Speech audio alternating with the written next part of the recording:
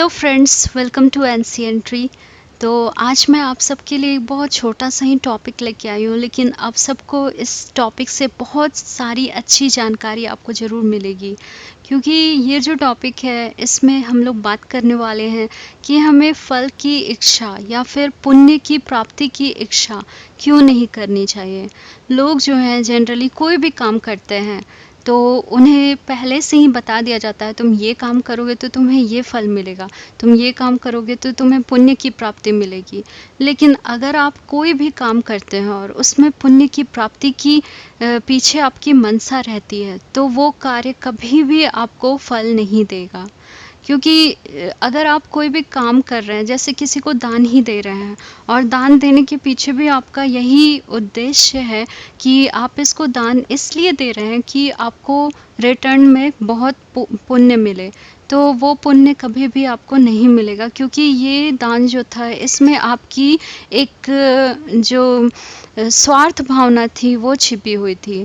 तो स्वार्थ भावना से रहित होकर अगर हम कोई काम करते हैं तो फिर वो पुण्य की कैटेगरी में आता है। लेकिन अगर हम लोग कोई भी कार्य करने के पहले ये सोचते हैं या फिर बाद में भी सोचते हैं कि ये कार्य मैंने किया है तो मुझे ये सारे पुण्य मिले हैं, तो वो कार्य कभी भी सफल नहीं होता।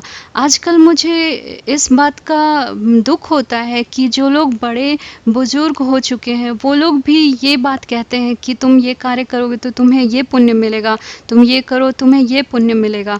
मुझे ये लगता है कि उन्हें भी समझना चाहिए, क्योंकि हो सकता है उन्होंने भी अध्ययन ना किया हो, इसलिए उन्हें नहीं पता है। गीता सार भी बताता है, भगवान कृष्ण भी कहते हैं कि कभी भी फल की इच्छा करते हुए हमें कोई कार्य नहीं करना चाहिए। कार्य करो और फल की इच्छा मत करो। क्योंकि अगर हम लोग कोई कार्य करते हैं और उसमें फल की इच्छा निहित रहती है तो वो कार्य जो है वो निस्वार्थ भाव से नहीं होता, वो स्वार्थी वाला हो जाता है। और स्वार्थी भाव से जो भी हम लोग कार्य करते हैं वो कभी भी सक्सेसफुल नहीं होता है। तो हमें हमेशा अपने मन में ये सोचना चाहिए कि हम जो भी कार्य करें उसमें हमें बिल्कुल ही मन से फ्री होके कार्य करना है। अगर हम कोई शुभ कार्य भी कर रहे हैं तो भी हमें किसी को दिखाना नहीं है कि हम शुभ कार्य कर रहे हैं। लोग जाने तो भी ठीक है, लेकिन ना जाने तो भी अच्छा है।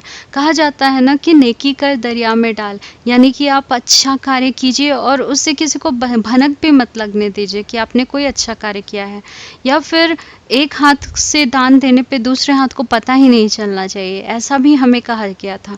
तो मैं इसमें बस इतना ही बताना चाहूँगी कि लालच ना रख के और निस्वार्थ भाव से जो कार्य किया जाता है उसी का फल हमें मिलता है। तो हमें हमेशा ये चीज़ ज़रूर याद रखना चाहिए कि हम जो भी कार्य करने जा रहे हैं वो कार्य के पीछे हमारा कोई भी स्वार्थ ना छिपा हो। कोई भी अपनी जैसे कोई माँ है वो अपने बच्चे के लिए कोई कार्य करती है तो उसमें उसका स्वार्थ नहीं रहता है। तो उसी प्रकार अगर कोई कार्य किया जाए तो उसी प्रकार सबको मान के करना चाहिए। लोग सोचते हैं कि वो हमारा परिवार है, वो हमारी फैमिली है, तो उसको ज़्यादा वैल्यू देते हैं। जो बाहर के लोग होते हैं उनको लोग वैल्यू नहीं देते हैं। लेकिन अगर आप दृष्टि रखें, यानी कि संभावना रखें सबके साथ, तो फिर आपको ऐसा कभी लगेगा ही नहीं कि कौन आपका है कौन बाहर का है।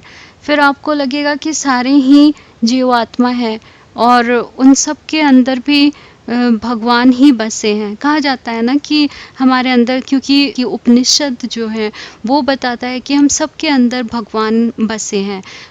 इसका मतलब ये नहीं है कि हम खुद भगवान अपने आप को मानने लगे। भगवान हमारे अंदर बसे हैं इसका मतलब ये कतई नहीं है कि हम लोग खुद भगवान हैं। हमारे अंदर छोटा सा अंश है वो हमारे अंदर है।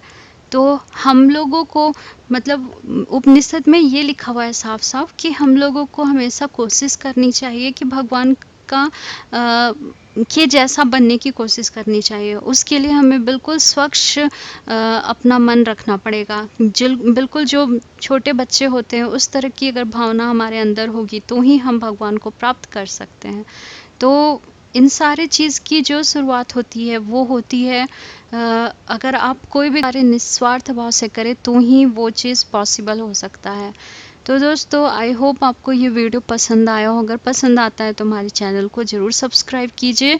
फेसबुक पेज पे भी हमें फॉलो कीजिए, लाइक कीजिए, ताकि और इंस्टाग्राम पे भी हम लोग अवेलेबल हैं, तो इंस्टाग्राम पे भी आप हमें ज़रूर फॉलो कीजिए ताकि आपको हमेशा अपडेट्स मिलती रहे जो मैं वीडियोज़ पोस्ट करती हूँ। बेल आइकन अगर आप क्लिक करेंगे तो आपको ज़रूर वो सारे नोटिफिकेशंस में मिल जाएंगे। तो मिलते हैं दोस्तों अगले वीडियो में, तब तक के लिए आप सब बहुत प्रसन्न रहिए, बहुत खुश रहिए। राधे राधे, जय Shri Krishna. Thank you friends.